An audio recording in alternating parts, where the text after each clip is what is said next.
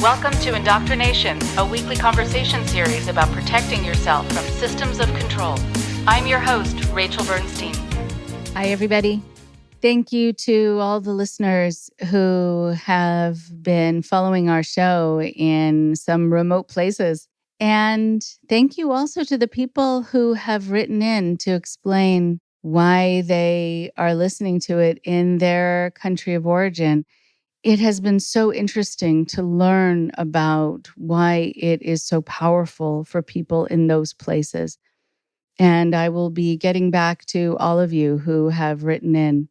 Let me know too when you write in if you want me to not necessarily use your name, but to explain what some of your reasoning was and read some of your emails on the podcast. People have been curious to hear. I feel lucky that I get to hear your explanation, but let me know if it's okay if I read it for the rest of the listeners who are at times equally curious about this.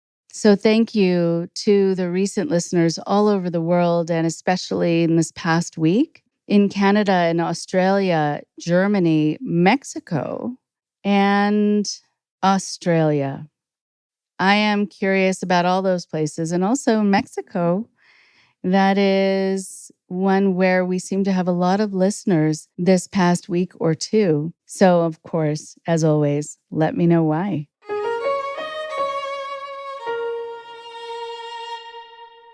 And so for today, we have Dr. Clint Heacock. He is an ex-evangelical pastor and Bible college teacher of over 20 years and the host of the Mindshift podcast. Clint grew up in the Church of Christ with parents who followed the Bill Gothard method of child rearing. Been hearing a lot about that method of child rearing, and it is disturbing and destructive. After deconstructing his former Christian faith and leaving it behind more than a decade ago, he's used his podcast platform to educate and help those who have left religion to rebuild their lives. Recently, Clint has been dedicated to speaking out about the dangers posed by the Christian right, dominion theology, and Christian nationalism. Today's episode is actually a two-part conversation. You'll be hearing the first half of the conversation here on IndoctriNation, and you can listen to the second half now over at Clint's Mindshift podcast. You can find a link to Mindshift in the show notes of this episode. Here is Clint now.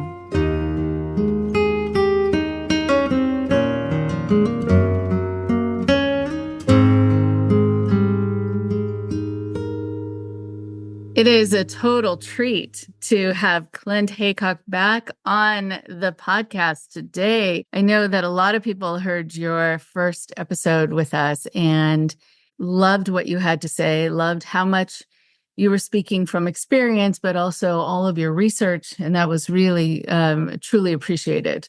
So thank you for that. If you don't mind just taking a few moments and reintroducing yourself, and then we'll start chatting. Yes, thank you, Rachel. I'm super excited to be back on the show. And as we may have mentioned somewhere at some point, but we're doing a collaborative episode, aren't we? So half of this will be on the indoctrination, and then the other half, people are going to have to head over to my show, which is called the Mindshift podcast. And yeah, I'm an ex-evangelical. I was a Bible college teacher. I was a pastor for about 20 years. I was doing everything, seminary and all the rest of it. I was all in 100%. I was a good old Christian, pastor, preacher, Bible college teacher, all of it, walked away from it all, deconstructed it all. And now in the last 10 or 15 years, I've been speaking out, not just about the dangers and toxicity of Christianity, what it can do as far as damage, religious trauma syndrome, but the Christian right, dominion theology, cult psychology, cult tactics. So like you said, my research has taken me a long ways, but yeah, I'm really excited to connect up again. So nice. And thank you for mentioning that we're going to be doing this crossover episode. It is really good to feel this kind of collaborative vibe where, you know, that we can start the conversation here, touch on certain issues, then continue, and we'll see where it goes when I'm on the show. Because sometimes it goes in certainly different directions. So please check it out. I want to know, you just mentioned dominion. So can you describe what that is when you research that, in comparison to the other things that you've been researching, just to define that for the listeners? Well, if people have seen the series on Netflix called The Family, which was a book written by Jeff Charlotte, he's written a couple of books. In fact, he's just got a new book that came out, I think, this year called The Undertow, I think it is. And it's another fascinating book about sort of the dangers of the Christian right in America politically. And that's the key thing. I'd never heard of the term dominion theology until I saw The Family. And they talked about this very secretive organization based out of Washington, D.C., and they're extremely involved in the political sector. A lot of it's behind the scenes. The one thing they do is the National Prayer Breakfast. I think it's every February. And that's the only sort of thing they do that shines any spotlight on the family or the Fellowship Foundation. So when I heard that term dominion theology, I thought, what is that? I've been studying theology my whole life. I've been teaching it, preaching it, never heard that term. I went back and researched it, and a lot of it goes back. It's a long story, but it's the idea of Genesis chapter 1, verse 28, where God is in the narrative, God is speaking to Adam and Eve, and he basically tells them, to rule over the earth and take dominion over it. And that verse has always been historically interpreted, mostly in Christianity, as meaning environmental stewardship. So when they say, take dominion, it means we have to take care of the earth and the resources on the earth and all the rest of it. But about probably 50, 60 years ago, it started to be interpreted differently to mean political dominion. Christians must take political dominion over America and then ultimately the world. And there's a lot of different sort of ways that can be done, but that's basically the idea. That's their sort of key go-to verse, is that God has mandated Christians to take dominion. So a lot of what's going on in the Christian right in the last 50 years or so has been sort of fueled by that basic worldview or that model.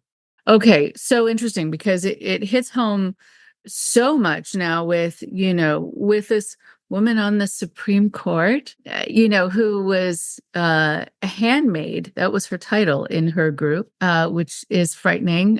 Just the term itself kind of gives me, shivers. And also having someone who was in my former cult member support group who was in the same group as Comey and said, I recognize that way of speaking. I recognize the terminology. I recognize that countenance. I recognize sort of that floating, I am kind of superior, the kind of sense of dominion over a space.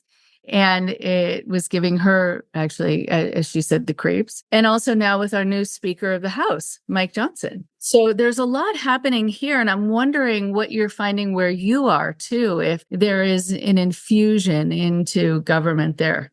Not here. I live in the UK. I've been here about 18 years. I've got my citizenship. I'm an expat. I'm never going back. But one thing that we do have that's different here in Britain is that you don't see that sort of involvement in politics by the evangelical sort of hard right like you do in America. And indeed, some of the other countries of the world, we're seeing this in South America and other places, Brazil and other things, where that's starting to develop now. Even in Canada, which has been a fairly, progressive nation, there's a movement among certain kind of far-right conservative Christians to sort of infiltrate the political halls of power. So it's not necessarily a thing here in the UK, and in Europe, you don't see it as much, but it is a dangerous trend, I think, that we can sort of catch on to worldwide.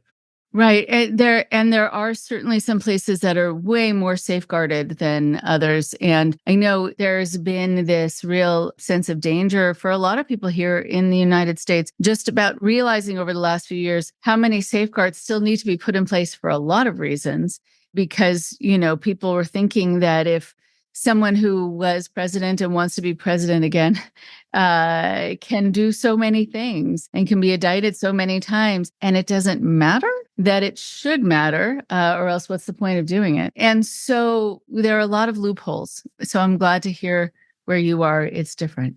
It's true. And yeah, it's a huge concern though over here, because I follow the news every day, what's going on with the Trump campaign for 2024. And there's been this recent development as we're doing this recording now in Denver, Colorado, I should say, where he's been ruled off the party ticket, or off the state ballot, I should say, which, by the time this podcast episode airs, there's going to be some development happening there. It'll be appealed and go to the Supreme Court, I guess. But, there's a lot of people that seem to be wanting to stop Donald Trump desperately from getting on the ticket, or winning he's going to win the nomination for the political Republican Party, isn't he? But the kind of narrative that I saw in the run up to 2016 and it shocked a lot of people, including me as a sort of former evangelical then. I'm thinking, I can see right through this guy. How come the evangelicals in America can't do the same thing? But as time's gone on, I've realized basically they made a Faustian bargain. I think they really did sell their souls. They sold whatever credibility they had left to get that dominion, and Trump, in a sense, promised to deliver that for them. And in a lot of ways, he did. As you mentioned, he appointed 3 Supreme Court justices, which was absolutely a campaign promise to his evangelical base. And then they turn around and overturn Roe versus Wade off the back of having a Supreme Court majority conservative panel. So this is exactly what they're saying. We won. Now they're taking aim at LGBTQ rights and, other things like that, progressive gains. They want to roll back these things. So this is the long-term strategy. They've been working at this for a very long time, decades. This is not a new thing. Right. And it is frightening to see the encroachment and, taking away abortion rights, et cetera, et cetera. Also the rhetoric about, as Trump talks, that, he's going to rally the troops basically, and already has to a great degree. And that there are a lot of people who will say it really doesn't matter what he says. He is our leader. And that's chilling in and of itself. And so I think what happens too when you compare that to some of the more fundamentalist branches of religion, sometimes it matters what the leadership says, or it matters that you believe that it is coming from on high, and then you just take it on as truth. And so I think in order for you to make the change that you made, which was a drastic shift, you really need to look at what it is that you're being taught and look at the words, pay attention to them, pay attention to the ideas. And I'm wondering what it was for you. And then I want to get into some of the research that you've been doing, what it was for you. And I think you talked about this a little bit last time, but just for the listeners now, if there was something in particular that was your turning point that kind of disengaged you, or was it cumulative? And what were some of the things that you were starting to notice? Well, I've just hopefully, when this podcast episode drops, I've got a book that I've just written. It's in the editing stage right now, and it's called Baptism Third Time's a Charm, My Story of Deconversion from Christianity. And in that book, I talk about how I was baptized not once, not twice, but 3 times. So going through the book, writing the book actually was a cathartic exercise, as it's often the case, isn't it? When you're telling your own story, what would happen is I would remember more things, and then I'd go back and add more and more and more details. I'm like, oh my God, I remember growing up in a very fundamentalist, conservative Church of Christ in the Seattle, Washington area. And I was, like I said before, I was all in, to the point where when it wasn't apparently working, I questioned, it was always my fault, my problem. So this solution was to get baptized again, and then again and again, so it wasn't a one-off sort of thing that I said, that's it, I'm walking away. It was a decades long, lifelong process of deconstruction, deconversion.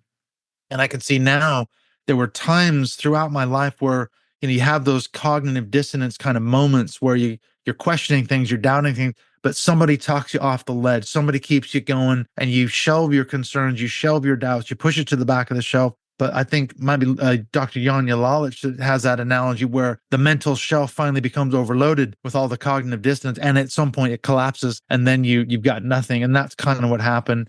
It was a long process, but in the end, I couldn't sustain the cognitive dissonance. And I finally said, this isn't working. It doesn't work. And I've spent my whole life in its service. So I'm walking away. Right. And in its service, also thinking about that term, that there are a lot of people who feel resentful of how much they did, how much they served, and to what end, and to whom, and for what reason. And so that can also be part of some of the emotional reaction that people have when they leave, that they devoted themselves and devoted their time and devoted their faith and trust in what turned out to not be what they thought. And that certainly makes an impact. Mm-hmm. Yeah, it can make you very angry. I think I went through that phase. You see that with people that walk away from a cult or something like that, a controlling environment where you spent maybe decades in the service of this group or idea or whatever you want to call it. You're so angry. And I spent a lot of years, I was really pissed off and angry because I spent tens of thousands of dollars and pounds down in this country getting my, bachelor's degrees, 2 master's degrees, a doctorate degree, and teaching it and preaching it as a pastor and a Bible college teacher. I devoted my entire adult life to the service of God in the church and to extending the kingdom and all those great things, only to walk away from it all. I should have done something else. I should have been a history teacher. I should have been, anything more productive than what I sort of became, So I think that is a process you just have to work through. And I guess in some ways I'm still working through it. Even now I've left the church and all that more than 10, 15 years ago. Right. And what's interesting is with all the research you're doing in the book, I mean, you are actually a history teacher now, right? You're teaching us the history of a lot of things and the definitions and how things came to be, and doing it in your own fashion and with the subject that really speaks to your heart. So it's nice to know you get to be that now to whatever degree. But I think there is something really great about all the research that you have done. And so I know that you have some tasty morsels that you've come across that you can teach us about today. So go for it. What have you come across that's been interesting and or disturbing to you? Well, that's it. I was going to say on that note, what you were saying made me think that one of the positives I've learned about the reconstruction process after you deconstruct your beliefs and then you walk away, you've got to rebuild everything, build it back up. And that is that you have to take the positive elements from your past and make use of them in a constructive way. So for example, as you mentioned, I mean, I'm a professional academic. I spent 14, 15 years in higher education as a teacher as well. Another 8 years after that, teaching undergraduate and graduate level students. So I'm wired to think in academic terms and research terms. I did my PhD. It was a research PhD. It took me 4 years to do it. So those skills I still use.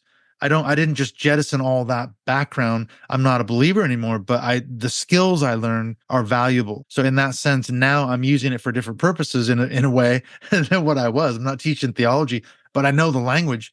So when I research, one of them we mentioned before we hit record, I've done a huge amount of work on a guy named Doug Wilson, who's a very controversial pastor out of Moscow, Idaho. And that's what I did. I just basically used my research skills to delve into his backstory and all the controversies and things he's done. And because I know the language, I can speak his language theologically.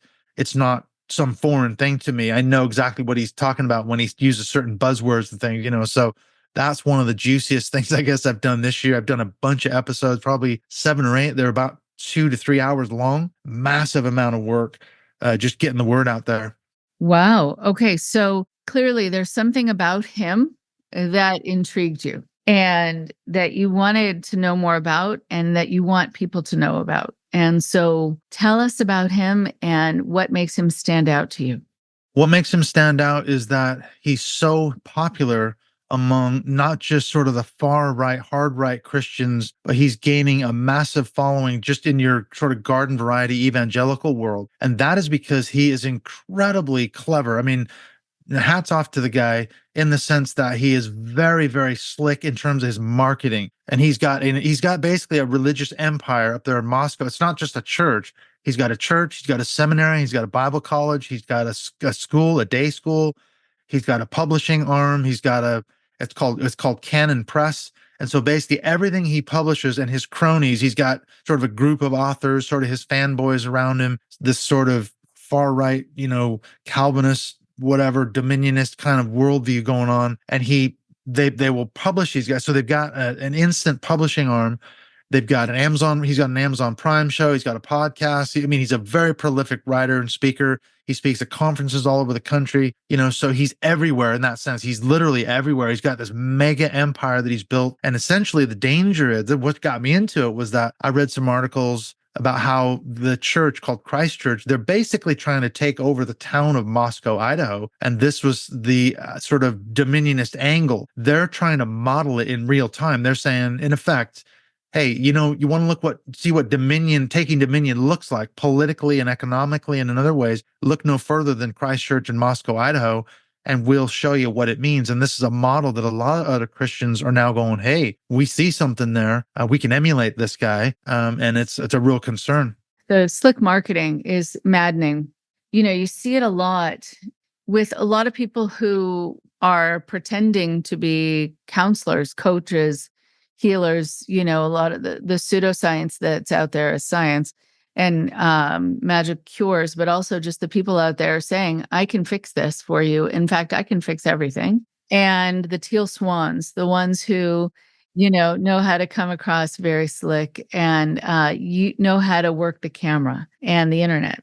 And now she's hawking some products and oils and whatever else that are cure-alls and, just using everything to market herself. And just, not necessarily coming up with anything new, but kind of grabbing it from other people, but packaging. And it shouldn't be that, especially for a spiritual leader, that what makes them popular is packaging. It should be because they have this spiritual awareness that is helpful out of this sort of humility. Like, I just happen to have information that I think would be helpful to you. Let me offer it. It's not that kind of just very relaxed, come sit next to me and we'll talk. It is this huge production with many people who are working, I'm sure, many hours a day and probably for very little, if any, pay, and are getting points for, I think, being good Christians, for devoting themselves and doing, I think, a lot of free labor for this person, as I've heard. There could be some people getting paid too, but it happens rarely. And that they don't mind taking advantage. Mm-hmm. And that's one of the things about Wilson. There's a lot of real red flags, amber flags, about his empire. But a lot of people have accused, and I would say too, that if it's not a cult, it's cultish.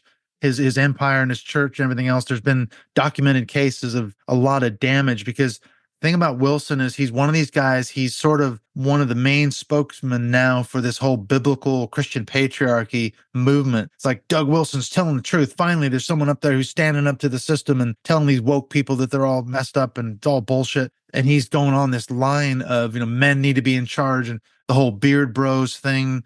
There's a whole movement there, the manosphere, and his message is finding resonance in, the sort of manosphere. There's some of his acolytes have spoken at a manosphere conference in Florida.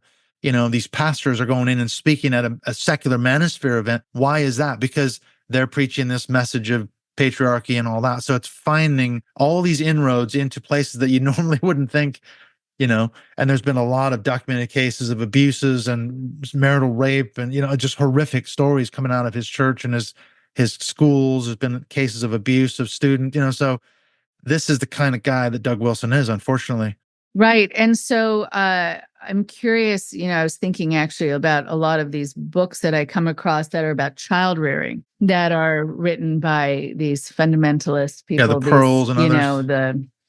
What's his name? Yeah, Dr. James Dobson, all the things like, the new Dare to Discipline. Yeah. Really? That makes me nervous just hearing the title. Those are the books I was raised.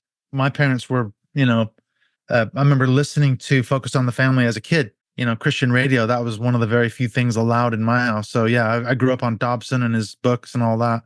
Right. And I'm treating some of the after effects of having been raised that way. There was someone on the podcast about a month or two ago who said that he would be introduced by his parents as the one who was beaten the most, but they would say it with pride. Like, they have learned how to take charge of this boy.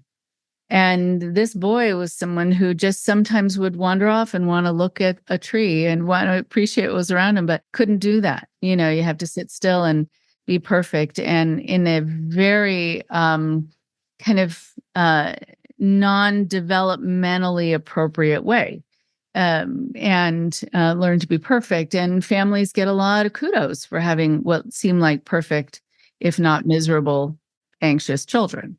Mm-hmm. Well, I was going to bring up another name, and that is, if people have seen the series Shiny Happy People on Amazon Prime, that's the Bill Gothard, what's called now Institute in Basic Life Principles. When I was a kid, my parents were into that as well. It was called Institute in Basic Youth Conflicts. And we were, into Bill Gothard seminars. My dad was the president of the hosts and hostess committee, which was sort of like, mid-level leadership. When they would come to town in Seattle, they would help seat people and be ushers and, be involved in all that. So my parents were more than just attendees. But yeah, so that's another name, Bill Gothard and James Dobson. So you're talking about generations of kids like the Duggars who were raised to have this picture perfect sort of poster family of what Christian, but even that is part of this issue of going back to the dominion theology piece, and Doug Wilson's involved in this as well.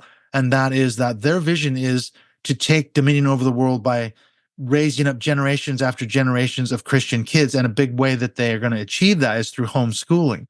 So that's why the Duggars are so involved in that particular movement. It's not just about raising a good family and certain ways of interpreting the Bible. They're going to take dominion by just simply producing enough generations of Christian kids who are going to take over the world. So you get the Madison Cawthorns, the Josh Duggars.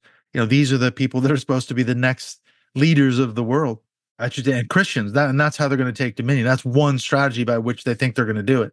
Incredible. And so also you mentioned Beard Bros and the Manosphere. So the kind of whipping people up into a frenzy over an issue that's not an issue. And so, you can make something an issue if you cause people to feel that their strength, their ability, their freedom is threatened. Then now you have people who are going to be able to be kind of caught up in this torch and pitchfork way of being about something that might not be something. And so can you talk a little bit about those movements and what you think the outcome is going to be from all of that? Well, like you said, that's a long-standing tactic that the Christian right has used. One of my favorite books that got me into a lot of this is called Holy Terror by Conway and Siegelman. It's out of print now, but you can still get it on eBay and Amazon here and there. And I've had them on the show a few times. And the thing about what they did is back in the late 1970s, when the Christian right was really first starting to get off the ground, we're talking now the end of the Jimmy Carter era and the beginning of the Ronald Reagan era, when evangelicals turned on Jimmy Carter because they realized he was more liberal than they maybe bargained for.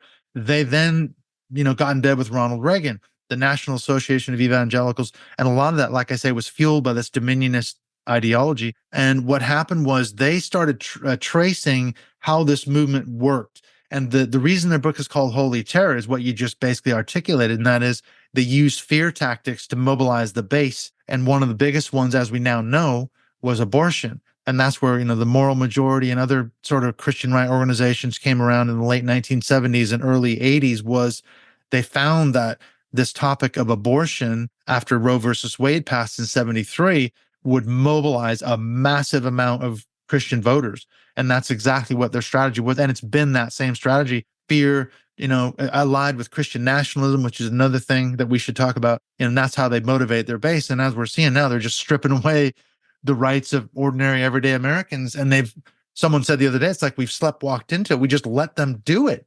We could see it happening, and it's friggin' happened. And now what? How are they going to roll it back now? Ooh, we have walked into it. That I could finish that into it, whatever it is that we have just been sleepwalking into it. Oh, there's so many things that I could end that sentence with now. And it is frightening just to see sort of this cascade that happens.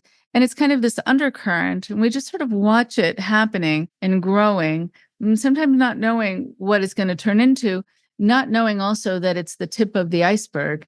And not knowing, just like with an iceberg, how forceful it's going to be and how much it's going to interfere with our way of life as we know it. I need to get that book if I can find it, maybe on Amazon for used books. I do have their book, Snapping, which was one of my first books to introduce me to, this whole idea of what can happen. And it was really great. I think it was from the 70s. Just after the Jim Jones Guyana tragedy. I think it came out in 79 or 80. So it was right there. Perfectly timed, wasn't it?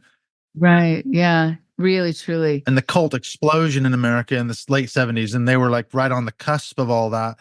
I think they were one of the first authors, like you said, to document academically really what was going on in terms of this sort of cult explosion that came out of the late 70s, and so and then they turned their attention to the Christian right. And a lot of this stuff does overlap, doesn't it? Like you said, it's like the cult psychology, cult tactics, and all the rest of it. Yeah. And I want to get into Christian nationalism if we can. I know we're like hopping through a lot of major subjects that are, things that you could talk about for days each. So I know we're just doing, Cliff Notes here, but, I think still Cliff Notes are better than not covering it at all. And I've talked about this on the podcast before that what happened at Jonestown was for a lot of people, their first introduction into what can happen and understanding that a street preacher could get to this point and bring people to that point. And so that is why when I started this podcast, I decided to have as my first guest Patricia Ryan, Leo J. Ryan's daughter, who we had worked together at the Cult Awareness Network. And now don't contact the Cult Awareness Network because it's owned and run by Scientology, who took it over. FYI. I did not know that. I'm not surprised, though, as sneaky as they are. Right? Sneaky. They infiltrated it, took it down, sued it, whatever it was, 40, 50 times, ran it into the ground. And then the name of the organization was able to be purchased by them. So just so you know, if you're calling the Cult Awareness Network, you're going to have some very cheerful answering the phone who is going to try to get you into Scientology. So it's good to know. But I contacted her because, her father was killed at Jonestown trying to rescue his constituents and trying to find out what was happening there. And it was really because of that being publicized that people started saying, wait, what? He went to go help his constituents and was murdered on the tarmac. What is happening here? So it was really quite incredible. And she was driving over the Golden Gate Bridge when she heard the announcement of her father's death, and hearing her tell that story was very powerful. So she devoted herself to this work for quite some time, which was lovely. So shifting gears to Christian nationalism, a huge subject, something on a lot of people's minds. Can you tell me what it is that you're studying about it now, or what you're noticing happening and how it's growing and where it's going? Well, I would just say the reason it's such a concern, well, there's a number of reasons, but in their book, Taking America Back for God, I don't know if you've read that, but Sam Perry and Andrew Whitehead, they're sociologists of religion. It came out a few years ago now, but they did a massive survey, a nationwide survey. And what they found was the number one driver for voters voting for Trump was Christian nationalism. So it's not a made up thing. It's not something that could be an incipient threat. No, Whitehead and Perry proved that the number one driver for Trump voters was Christian nationalism. Now, they said, what is Christian nationalism? It's essentially the belief that America was founded to be a Christian nation, has essentially slipped from that path, going back to the Puritans and the Pilgrims. Then what we need to do is get it back.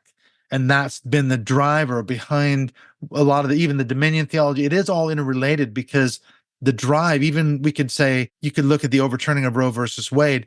That is, you could interpret the whole thing in terms of Christian nationalism. So if you take my narrative and say, okay, America was a Christian nation, it slipped from the path, it needs to get back into the Christian nation status once again. So if abortion is a national sin, which is what we've been told since the early days of the Christian right, then God is angry with America and he's punishing America. We want to get back to a place where he's blessing us again. Therefore, we must stop and outlaw abortion, and God will start blessing America again because we will have taken a big step down that road of becoming a Christian nation again. We need to outlaw gay rights and all those other things, roll back those progressive gains, because that's what's stopping God from blessing us as a nation, and we need to get that status back. So that's a lot of what's driven the anti-abortion, homosexual agenda, quote unquote, on the Christian right.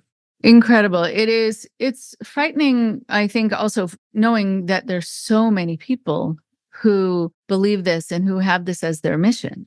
And, when you decide that something is for a particular cause, or that it was meant to be a certain way, like that this was supposed to be a Christian nation, whether or not it says that anywhere, then that then things can be interpreted, reinterpreted, misinterpreted for any gain. And so if it's not this, it could have been something else, and that it doesn't matter what the true intention was, even though it should always. But for a lot of people, they can just override it and convince people that it was for something else, which is, I think, very frightening. And I think is the picture of hubris. Yeah.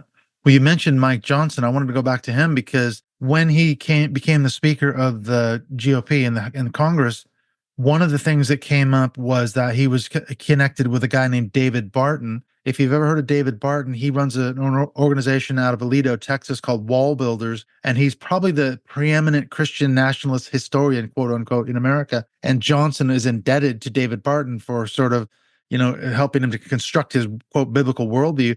So this is what's driving a guy like Mike Johnson, people like David Barton, this dominion theology aspects of things. So that's a lot of what Mike Johnson's about. So yeah, these are very concerning things for people to watch out for. I know we're about to wrap up and we will be continuing our conversation on your show, but I saw this, it was a succession of photos that were taken by people who had pictures, I think particularly of women in countries before a religious leadership took over their country. And it had women just walking about, wearing what they wanted, carrying school books because they were going to school or to college, driving cars, being doctors, whatever else. And then suddenly, there'd be a year in that underneath that picture when that was taken, 10 years later, from that 15, 20 years later, completely covered, couldn't even see their eyes, and not carrying any books, not going to school, not having a career, not driving cars, being faceless, being voiceless, being rightless. And so when I think about countries becoming religious, I think about everyone suffering, but particularly the women and also the children, because what message are they being raised with about how to treat people?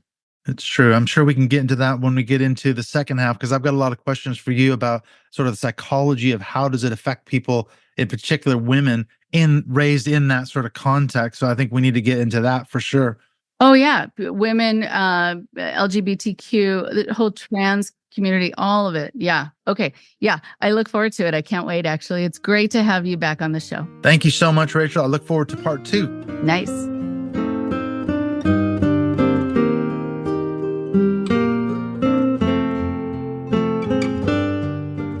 One more thing before you go.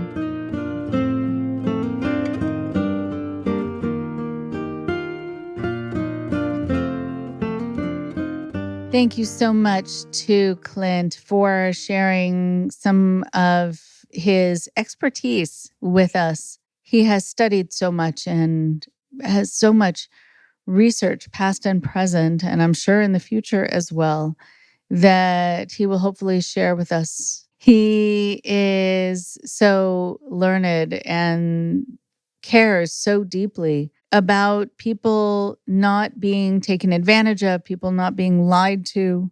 When he talked about having this time in your life where you are in service to a group, to a leader, and then you find out that person either isn't who they said they were, or you thought they were, or they pretended to be, or they should have been. And you've spent so much time, made so many sacrifices, really devoted yourself with your whole heart and your whole head, only to find out that they are doing things in either a fraudulent way or an abusive way or in a deceptive way, and that they really are going after having power, having dominion. And here you are, having given over so much trust to someone who cares more in a lot of situations about their own power and cultivating their own power and how to support other people's power who they think are going to be leaders, or really fostering and pushing a goal that you never signed up for, you might not even believe in. You can get very angry, as Clint was talking about. You can get very angry and also feel quite betrayed, and rightfully so. There is so much that we're going to be hearing about, and so many episodes on this podcast about the idea of Christian nationalism, and so much of what is happening now within our government here in the United States and maybe in other places around the world. And if so, please let us know, where there's actually a frightening movement that is both overt and covert to bring the United States into being a Christian nation. It's happening slowly but surely. in some parts of the government. And also, luckily, there is more of an eye on it now. People are starting to notice how there really is a push towards making this a Christian country. When we talk about something like Christian nationalism, we talk about people, again, feeling like it is their right as a Christian to have dominion over the United States and maybe eventually over the world.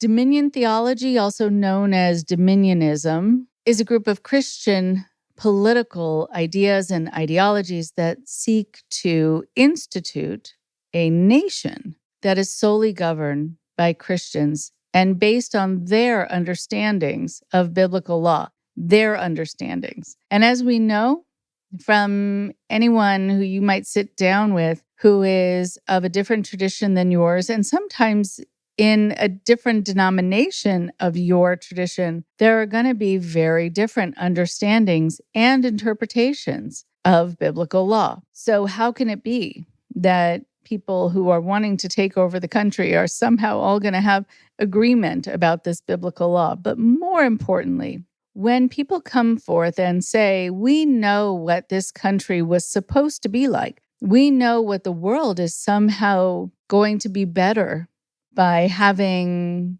Christian nationalism really in charge, not only of the US, but of the rest of the world, I'm sure eventually would be the goal, then you have people who feel supreme and who act supreme and who also have decided that of the hundreds, if not thousands, of other religious traditions, theirs is the best.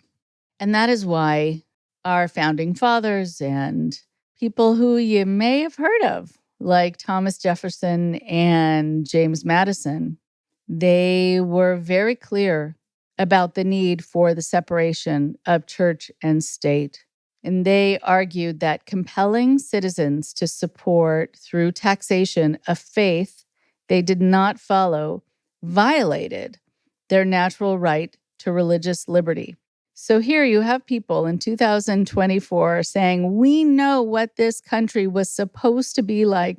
We know why it was founded. None of them were there at the time that it was founded.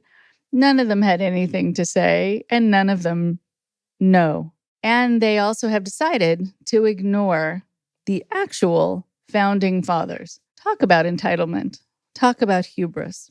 Talk about so much of what we see now, which is just this idea of we know what's best and we know what's right. And this is the only way. All that kind of thinking, as you know, scares me. That's part of the reason that I do this podcast. So people will understand not only the fact that when someone comes out and makes a statement like that and can say that they are somehow speaking for the founding fathers, you want to poke holes in any kind of absolutist thinking. And for someone to decide centuries later what something was somehow supposed to be and what the decision really was is something that I would never have the lack of humility to even say, or I wouldn't even say it as a joke. There's no way that my conscience or conscientiousness would allow me to believe that I know better than the people who have actually done something and had a very different intention, in fact, the opposite, and for reasons around safety and for reasons around freedom. So as we move forward into a new political cycle, notice also how many times we are made to not notice what's happening. How many times suddenly people are elected into power who are part of this movement, and we think, how did that happen? And suddenly there are more people within our society who believe in this or think this is what the country was supposed to be founded on and the world maybe again eventually.